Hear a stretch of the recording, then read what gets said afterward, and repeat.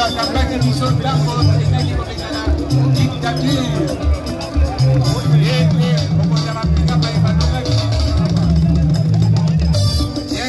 monsieur le secrétaire général AK47. Un bon pour la Augustin Kapouya. Président Kabounda, petit la voiture. Jean-Marc Kabounda, petit la voiture.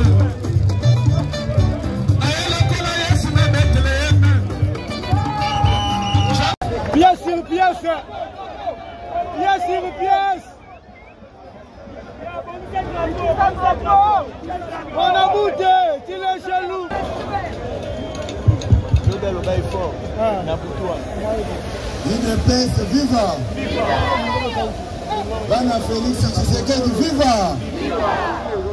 Bomi bete na maboko makasi.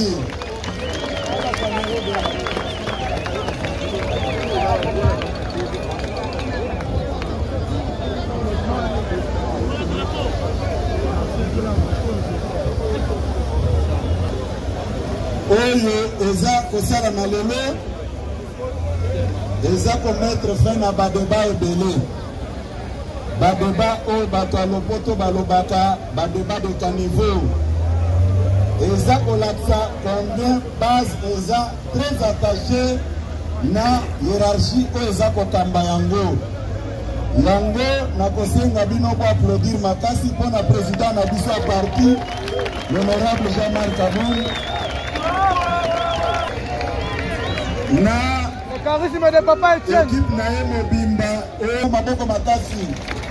Parlementaire debout.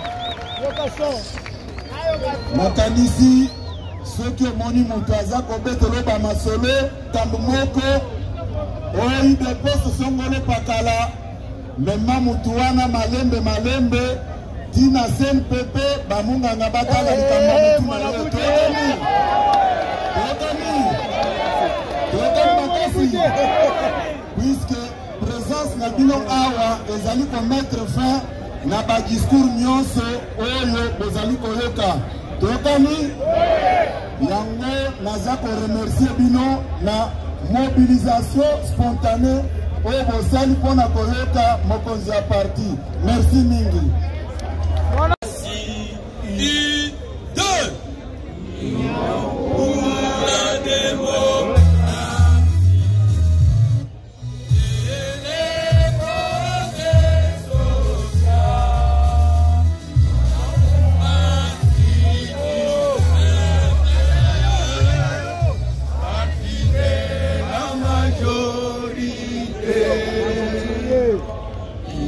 Pour la démocratie et les progrès sociaux, notre parti du peuple, parti de la majorité,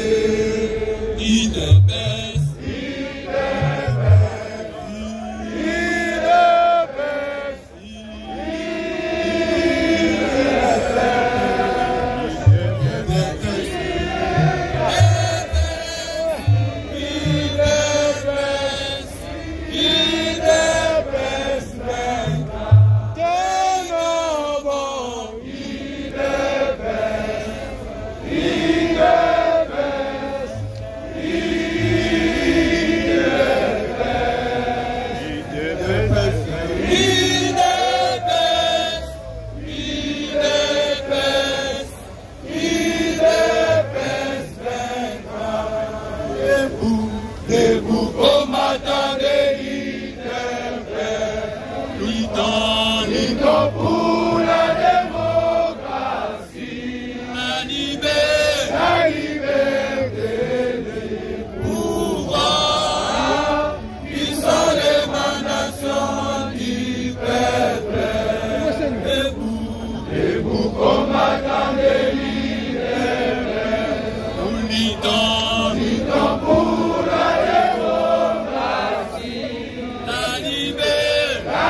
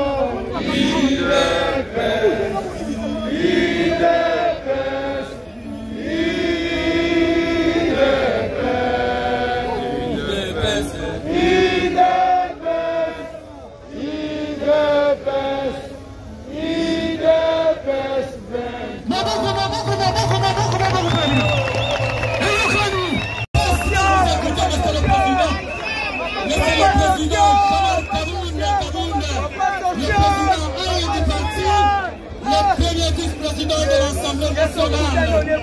Nous l'invitons maintenant à prendre la parole. Monsieur le Président, la journée est arrivée et la base de l'UDPS va nous écouter. Monsieur le Président.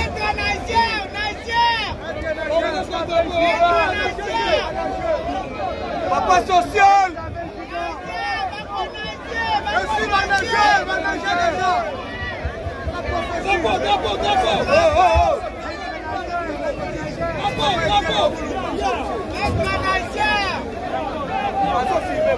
Maître nageur, ici manager.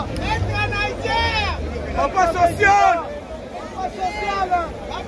Appelle Satan la gueule. UDPS vivant. Nation Paté. UDPS vivant. UDPS vivant. UDPS vivant.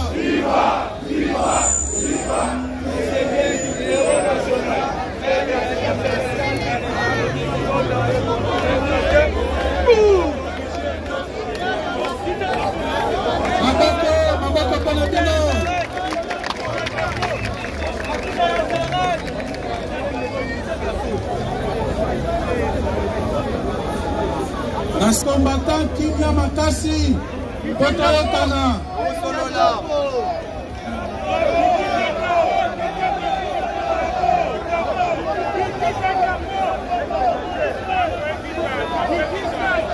Combattante na combattant. Mokolo lelo ezali mokolo munene. Soki bosali 3 ans na sima. Bokokanisa konangonga te parce que vous allez déterminer ya ko sauver parti.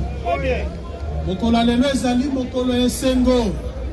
Mokolo oyo base oyo bino bozali ko représenter et soit victoire na yango sur la tricherie et sur un complot. Amen.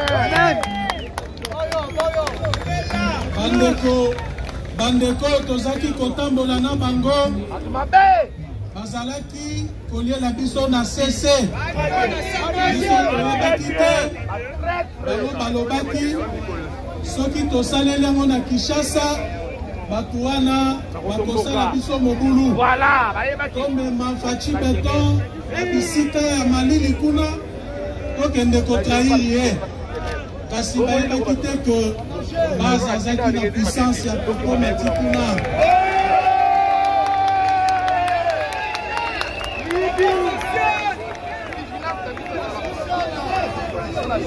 makasi na bino etraversa baocéan ekomati na Genève bomoko bayoka son bazonga nsima.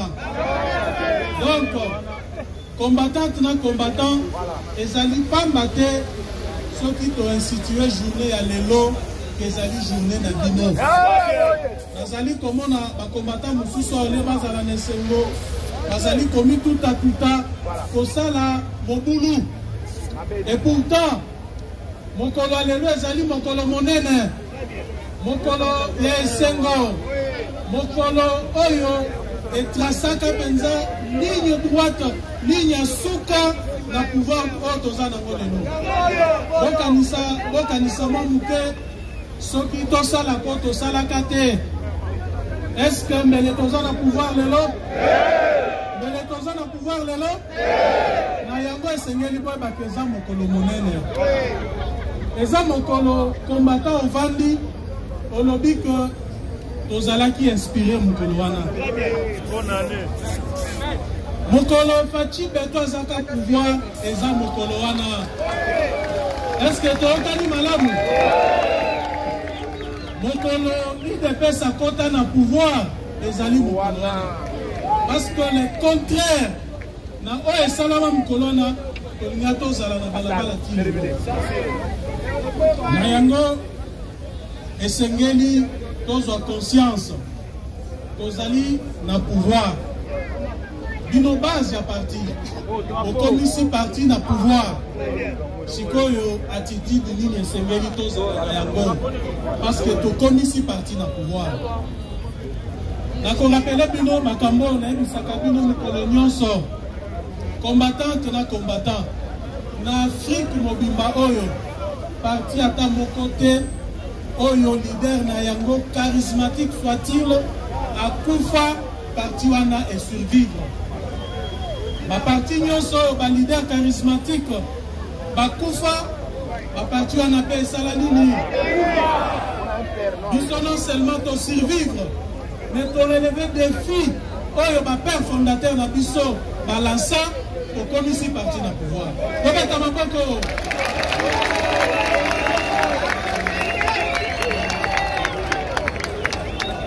na yango eloko wana esengeli ezala na mitu na bino pourquoi na insistaka na makambo wana parce que nazali komona neti bakombata mosusu babosanaka omoni soki moto azali kobosana esika azali kouta oyo babengaka histoire récente akoyeba mpe bisika aza kokende te touti wapi depuis 1982 tosali chemin oyo parti mosusu esala te na mboka oyo parcours oyo parti ata moko te esala na mboka oyo un parcours sur les rocs ndenge balobaka na lopoto nini tomoni te tokufisa bacombattant te bacombattant bacompagnon de lutte tosala baboloko bakosela biso makambo donc eloko nini oyo biso tomoni te na parcours na biso depuis 1982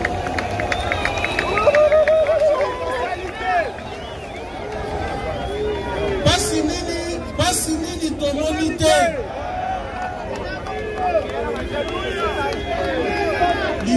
leader charismatique na biso Etienne Tshisekedi wa Mulumba oyebi bino moko basi oyo amona kweke parti oyo totikali na yango lelo ezala parti ekoma munene tokoma lelo na pouvoir amona pasi mingi parmi vous ici ebele bosala ba prison ebele nazali komona bilongo nayebi bien oyo esala ba prison ti lelo bakombata ebele toyebi te bisika bakenda po banimwa bamosusu bauti kobima baprison kaka lere tokoti pouvoir nalingi korapele te événement macabre tomona na siège na biso awa batumba biso penza ya kotumba parti politique nini oyo ekoki koraconte histoire na yango emi compare na oyo ya UDPS nazali koloba boye bozali makasi nous sommes forts nous sommes grands dans ce pays nous sommes des grands et personne ne peut se comparer à nous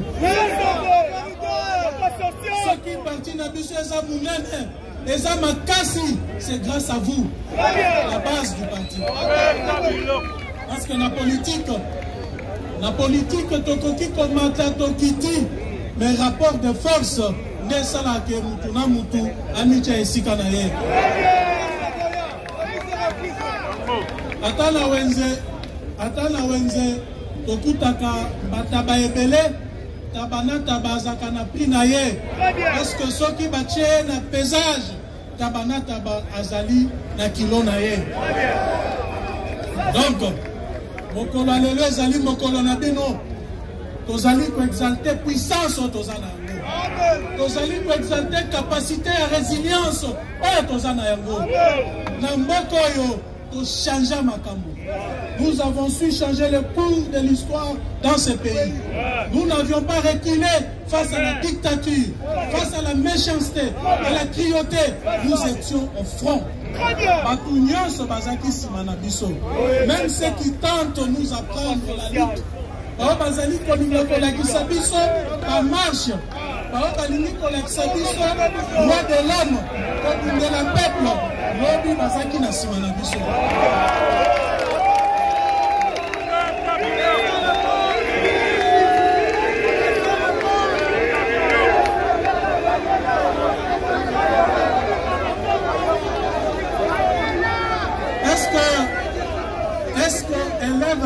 koleka maître na ye nganga soki aforme mwana na ye atikaka ye secret moko boye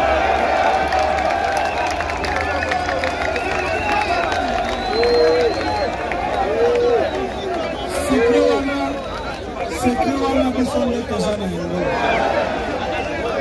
secret ya mobilisation secret ya détermination secret ya courage secret ya capacité à résilience secret ya confronter loi wana il n'y a que nous eza kaka biso tokobisa kuzumama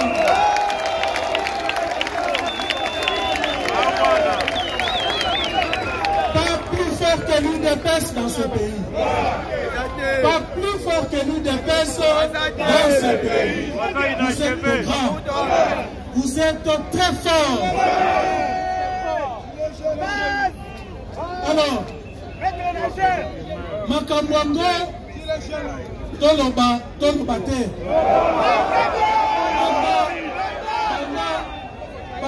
Pendant l'époque, il y a Tshisekedi Etienne. Kibasa Maliba, Naba Mususu, histoire à UDPS échangée. Et ça, kaka moko wana, soki to raconté yango, na maye tozali ko vivre lelo, bokomona que histoire échangée. Et ça ndenge moko, discours et ça kaka moko. Lobby ezalaki que Etienne Tshisekedi akanisi nini, ye kaka nde azama kasi. Yekaka ne peuple. Comment est-ce que Bazako Ben a Moïse? Alors non, dans ce cas, Bissot Okei. Mais tu as une finalité. Parce que finalement, base à partir, Bino Bozaki, pour ça la part des choses.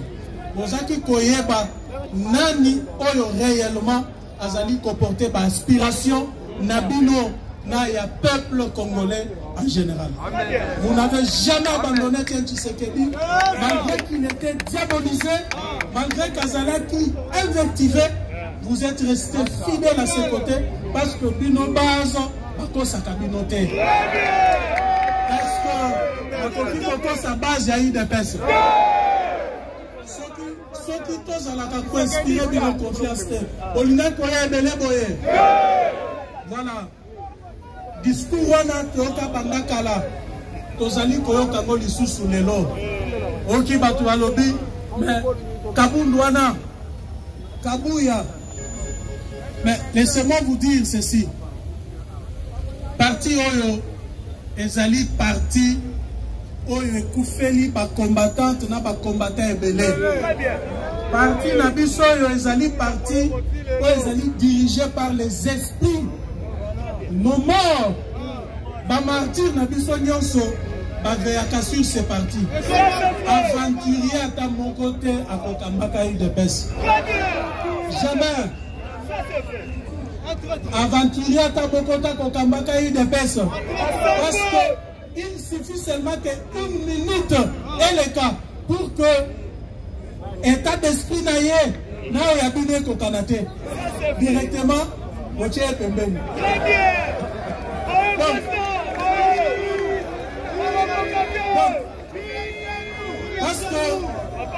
que parti Nabiso, ezali parti ou ezali d'abord spirituel. Est-ce que vous pouvez comprendre que pendant 37 ans de lutte, le régime et utilisa répression, et utilisa moyens, et utilisa diabolisation pour diaboliser Bisso, pour la qui sabatu que Bisso tozali mabe, Bisso to bukaka, Bisso to salakaboe, mais batuana bakuka Bissote. Vous pensez que Zalika Kabisso moko? Il y a quelque chose. Il y a eloko moko ya bonzambe, oye salike et souteniraka et appuyer ta partie na Bisso.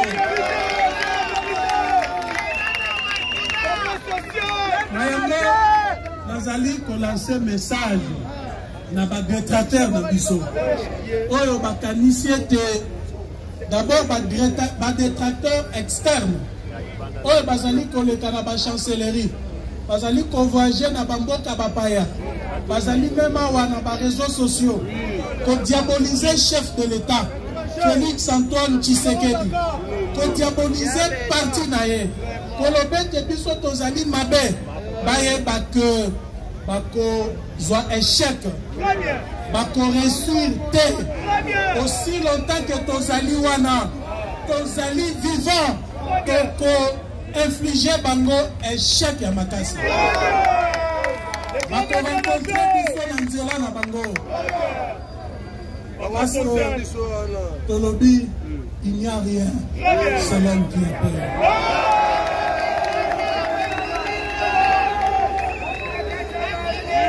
Il n'y a rien, c'est l'homme qui a peur. Mon papa, il s'appuie sur un bokoyo, à mon papa, IDPS, le chef de l'État ici Kazali, à Botamina Mouté. Bazali Kosala Wana, Kozali Kochango na compte exercice démocratique, Oyo Bisoto Bundela. Kotiki Baroba Sala Makelele, Baloba Oyo Balingi, mais Mingi, Zala vigilant. Base ya parti, Zala vigilant. Tolebini, bon Zala vigilant. Parce que, Badongolo Misu, ennemi à pouvoir na biso, Bazali Kolala te. Bazali Boutounyoso, Tosala Baréunion. Ndenge nini bakoki koboto la biso bokonzi. Ndenge nini bakoki kosala la chef de l'État mabe. Ndenge nini. Alors base la distraité. La lobby base ya parti. Base la vigilante. Individuellement ndenge bozali wana mutu nyonso ayeba que azali na responsabilité individuelle. Il y a qu'à protéger le pouvoir autonome les passés. Donc, officine wana ezali kokoma na ba réseaux sociaux. Oh, botikali kaka na se anzete. Oh, bozwaka misala te. Bolongwa na parti wana. Bozela na yebisabino. Nazali koyebisabino boye. Nazali koyebisa bino boye. Bato wana discours wana ezali pona ko démobiliser bino. Ezali pona ko affaiblir le parti. Parce que les loyaux pouvoir na biso soki boye baka yango te. Ezali protégé par vous. Bino ne bozali ko protéger pouvoir otozala. Soki pamba te de l'autre évité. C'est ça. Nayango bazali ko utiliser discours wana. Mais nazali ko ebisa bino boye. Avant 2018, tozaki na opposition. Tozaki kaka na san d'État. Tozaki communauté. Tozaki na pouvoir. D'abord, ce qui moko na kati na biswawa. Ce qui a compté na IDPS, a été bon à kota na IDPS. Ce qui n'a posé une question, chacun me dira pourquoi. À son temps, nous tous son tanaye, époque naye, année jour, au a kota IDPS, a yebi le pourquoi. Mais ce qui n'a koki kokota na mitwa mutunyo soawa, parce que tozali qu'on partageait même état d'esprit, kokota na IDPS. Parce que nous étions déterminés à faire changer les choses. D'abord, objectif premier, on est une d'habitude à IDPS et Zalaki que, comme avaient rêvé nos pères fondateurs, construire un pays plus beau qu'avant. Faire de la République démocratique du Congo un havre de paix, un état de droit véritablement démocratique. Mais Nayango, ceux qui ont commis le pouvoir, tous allés conscients que Bino, base à partir, et Sengeli, vont profiter na fruit à pouvoir. Wana, Toye Bakayango. Et d'ailleurs, c'est une obligation pour nous en tant que responsable du parti pour être veiller na ba intérêt ya bino de telle sorte que lobby mutuna mutu aseka combattant que combattant parfois na bisabino na bisabino bokoki komona l'air na le kaka bolobi parfois président Jean-Marc Azane Sengo te nazaka ne Sengo te aussi longtemps que naebi responsabilité nazanango en tant que chef du parti un parti de masse na chose à la ne Sengo te soki bozina nu misala te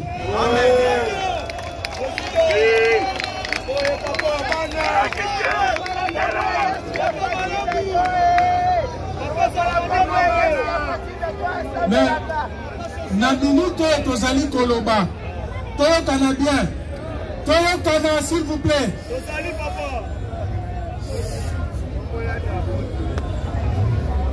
oyo ayoki nzala s'il vous plaît oyo ayoki nzala zonga na ndako akende kolia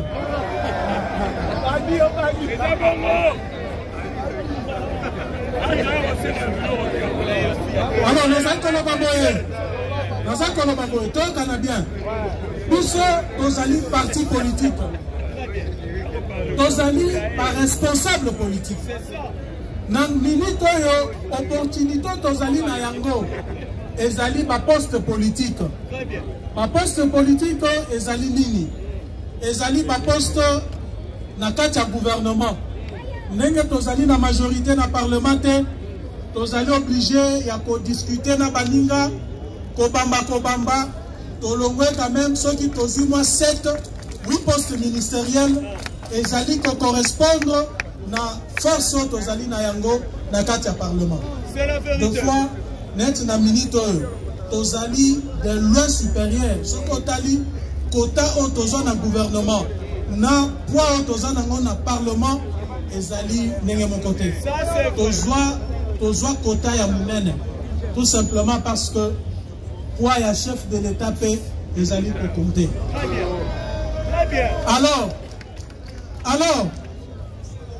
alors opportunité mususu ezali ba poste na ba cabinet ya ba ministre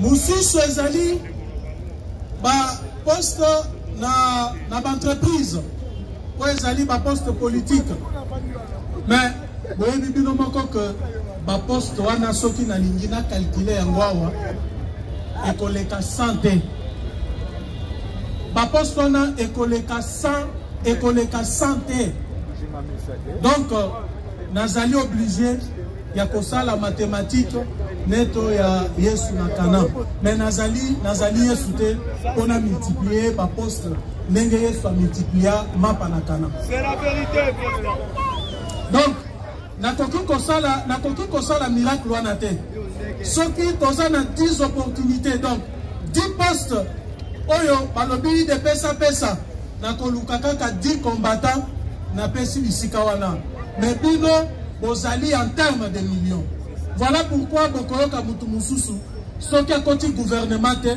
aya bendi groupe ba combattant lobi mais bino bovandi awa kabunda pesa ka batu misala te combattant biso toza parti politique na naza président parti naza premier ministre te naza ministre ya emploi te soki gouvernement pesi misala toyokani toyoki ke na ville ya Kinshasa oyo entreprise et créer 1000 emplois nana kolala te secrétaire général a kolala te tokolinga toyeba makambo ngo esalemi nini parce que biso nde toza na pouvoir toyeba ndenge nini bakoki korecruter bacombattant na biso. Vous pensez que biso soki toyoki information ndenge wana tokolala pongi bayebi que à tout moment l'air tozwa occasion na RVA ni balemisa to bakenda l'air tozwa occasion na service songolo ni balemisa to bakenda kuna mais je suis conscient que c'est insuffisant bozali ebele donc esengeli politique ya emploi ezala wana ezala vraiment ndenge tozoloba que appliquer normalement na mboka na biso pour être biso parti tosala ndenge mayema so toyi kosala po bozwa misala Mutoya koko sabino te que Kabunda zo pesa batu misala te. Ngai na ko créer musala ndenge nini? Ngai na ko est-ce que toko kende na fonction publique to benga na ba bazana ba matricule poto cha batu kuna? Esengeli fonction publique a procédé à recrutement. Ceux qui n'ont pas na fonction publique, bazali ko recruter. Bokanisi na kolala. Bokanisi secrétaire général na kolala. Ma lukuta mususu ya munene. Oyo bayaka ko ebisa bino balobio secrétaire général Kabuya Augustin atindaka bato église na ye na misala. Ezali lukuta munene. Toyokana malamu. Combattant, toyokana. Ezali lukuta munene. Je mets quiconque au défi. Oya komemelanga kombo moko. Ya membre église à secrétaire général. Na musala to IDP satindeke aya na yango. Toko chango, toko publie yango. Nazali kopesa bino exemple ya cabinet na ngai. Cabinet na ngai ezali cabinet politique. Toyokana bien s'il vous plaît. Toyokana. Cabinet na ngai ezali cabinet politique. Lundi. Na ebisi combattant nyonso oyo aza besoin ya koyeba aya na palais du peuple. Akota na cabinet na ngai a vérifier. Kobandela na chef à cabinet na ngai ti na wa kombolaka. Soki akuti mutu ya territoire d'origine na ngai, en tout cas na ko démissionner. D'abord ça c'est de 1. De 2, donc on a que même pas mutu à famille na ngai. Et pourtant, naza na bangwe belao, baza na ba chômage, balelela kanga na ndaku, mais natika la kozwa bango na cabinet na ngate. Je leur ai dit, na ba poste wana ezali ba poste politique, ezali pona ba basala politique na ngai. Bino boya na ndaku bolia fufu, mais na kosala politique na ba na bunda na bango. Na zwa na cabinet na ngai kaka ba combattant ya UDPS. Kaka ba combattant ya UDPS. Membre ya famille na ngata moko azaka na cabinet na ngate. Ti oya tchela kanga mai na ver azali combattante ya parti. C'est la vérité. Boyebi bien.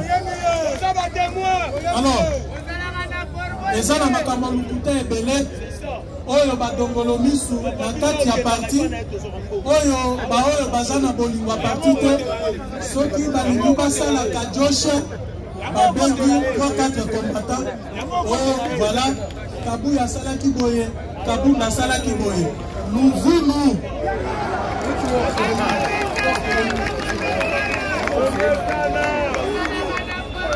UDPS vivant!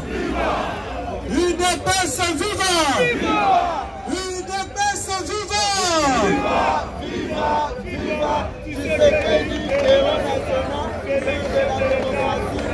Voilà.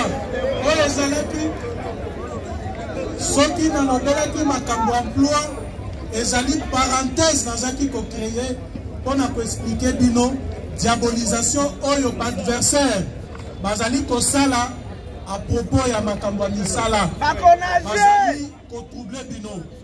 Soyez en rassurés kokobunda na makasi po ete bozwa misala tozokana bien kokobunda na makasi. Mais menace wana ezali kaka extérieur te tozali mpe na menace intérieure kaka ndenge ebanda depuis 1982 bitumba wana parce que toyebani bien toyebani n'est-ce pas histoire à partir oyo toyebi yango très bien toyebi ndenge tobanda depuis 82 badiabo bakadiosha badivision badépart babikenda bizonga toyebi yango très bien toyebani mpe bakombo très bien omoni Tshisekedi aza Etienne Tshisekedi aza Satan lelo mutu akei lobi azongi Tshisekedi a changé akomi saint Mais je me rends compte que l'histoire a changé. L'histoire a changé. Mentalité wana ezali kolongwana mitwa batu mususu te. Parti na biso ezali au centre ya complot pour na ezala déstabiliser. Déstabiliser de l'extérieur. Ba ya libanda nazo bangela bango te. Ba ya libanda na ebisi bino que ba matabakita biso tozawana. Mais ennemi azali dangereux. Ezali ennemi azali na kati ya parti. Oyo azali kosala mayenyoso pona ko dynamiter parti de l'intérieur. Na ba pays nyonso mineno ba pays eza na sécurité makasi. Babangaka ennemi extérieur te. Babangaka ennemi intérieur. Parce que pona ko détruire une organisation, pour détruire un pays, et Seigneur qu'on détruire en gros de l'intérieur. Et je me rends compte que l'adversaire extérieur Nabiso va comprendre le Koana, va comme soutenir Baoyo Bazana Kati. Et là que Pessinga Mawa, et là que Pessinga na no bakanda te, ezali ba information on a outil koyoka kala mingite. Je suis convaincu que ceux qui n'ont pas bino Nenge na ebe la cabine, mais boss à la calme. Bon.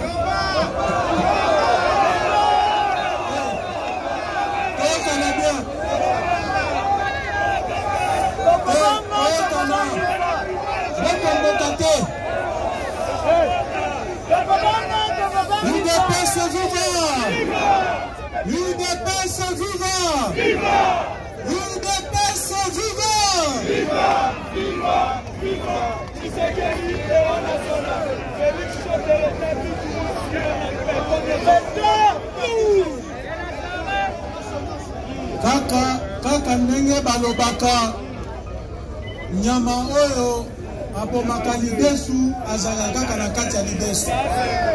Combattant s'il vous plaît calmez-vous.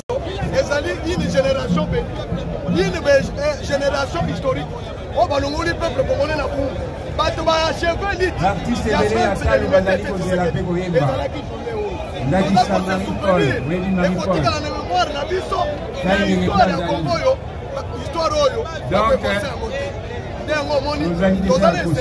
Donc, comme chef de l'État, à reconnaître que son pouvoir est la base. Et journée, dans la journée, reconnue chaque année, chaque Congolais à reconnaître la journée, à se commémorer pour la journée de libération. Journée de liberté, journée d'indépendance. Le Congolais va se faire là. En attendant que l'idée à démocratie, l'idée à l'instauration état de droit, et qu'on soutient. Maintenant, on connaît qu'on le développement, on a instauré un véritable état de droit, un véritable état démocratique pour le bien-être social et affectif. Comme État pouvoir nous avons la bénédiction ensemble. Nous avons pouvoir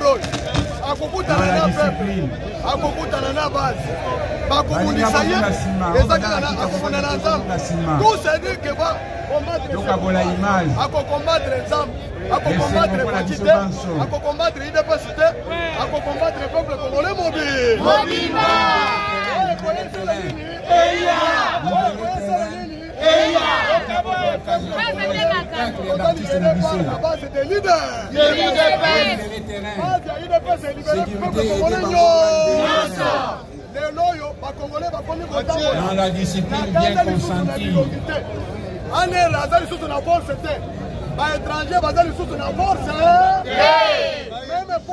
Paul Kagame a dit sous la force. Dans la discipline, journaliste Zéla va interviewer Kembeli. Peuple congolais a été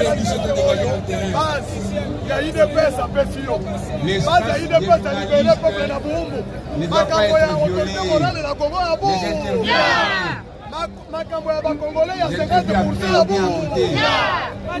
L'espace libre. Congolais, il y a des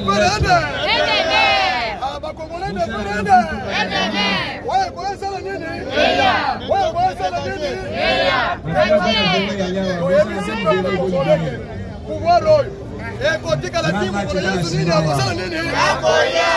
Vous voulez bien être avec vous, et je vous remercie.